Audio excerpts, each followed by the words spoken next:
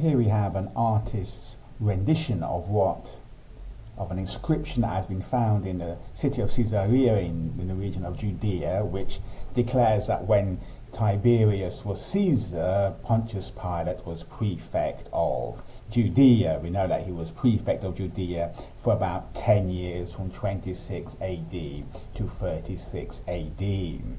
From other sources, we find out that he had a very bad reputation of a cruel and tyrannical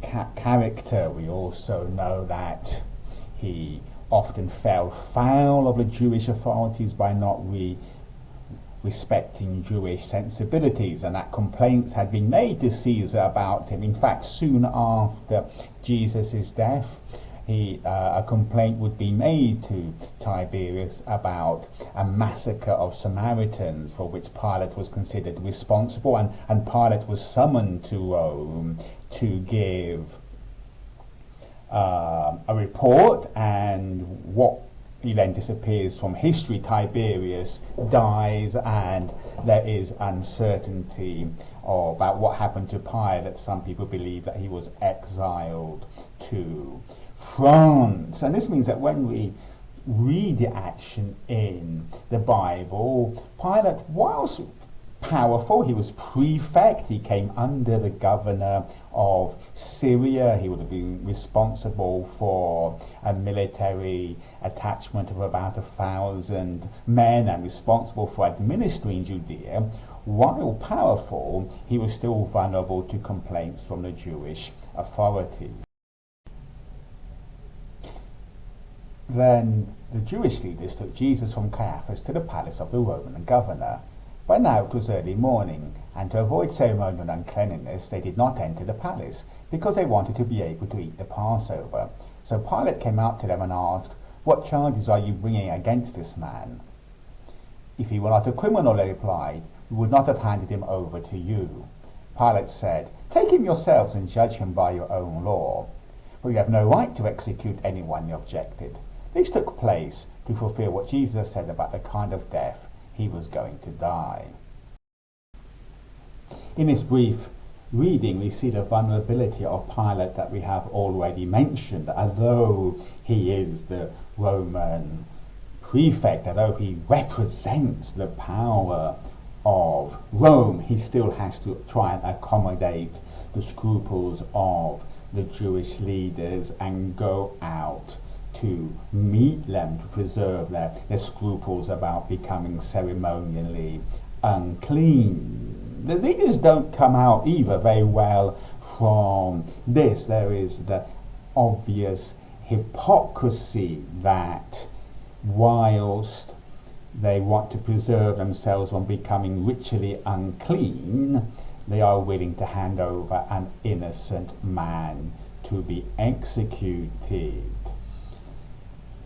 There is evidence that points out that the Romans tended to hold on to the right of capital punishment, especially in volatile areas subject to unrest, and certainly in Jerusalem, and especially at the time of the Passover, this would apply. And so to have Jesus executed legally, the chief priests need to hand him over to Pilate. It may be that they hope that by having Jesus crucified, the people would see him as coming under the curse that Deuteronomy pronounces on a person who is hung on a tree, and in that sense cut any sympathy for the Jesus movement, as we might call it, from the root. But of course there is an irony here, because in doing this they are confirming Jesus' prophetic statement about how he would die.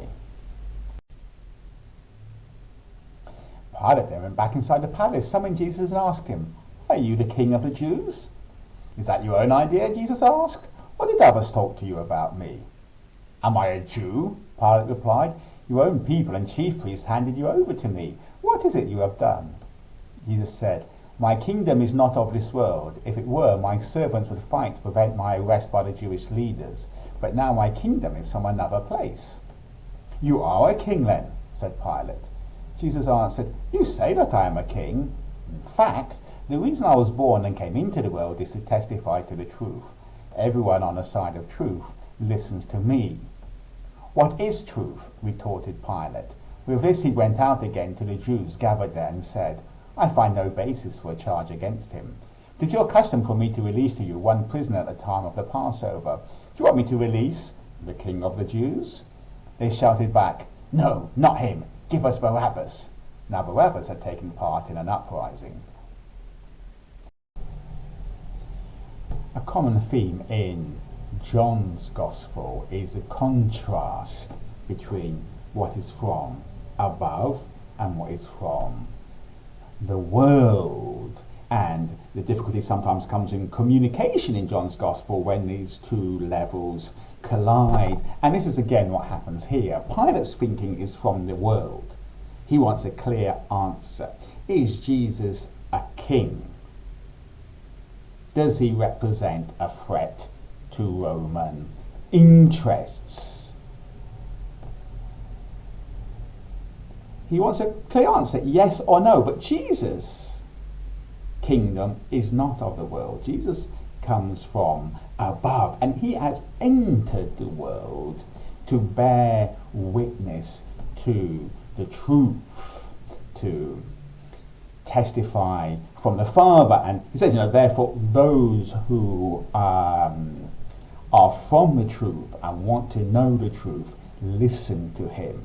And in a sense, if we look at the two questions or the two statements Jesus makes to Pilate, it basically is, who is Pilate going to listen to?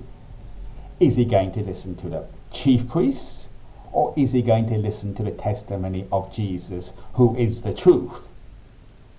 Pilate's answer condemns him. He simply says in a very cynical, political way, well, what is the truth?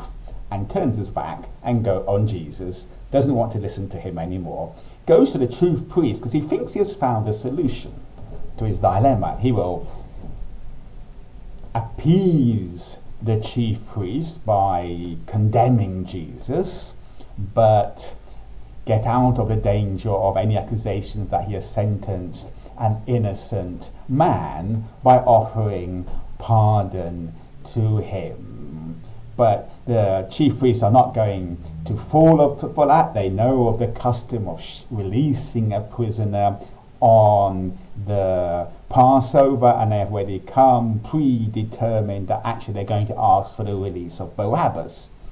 Of course, in this, there is another irony, because they are handing Jesus over, the King of the Jews, who they claim is a threat to Roman interests, but at the same time they are asking for the release of someone who has actually participated in a rebellion.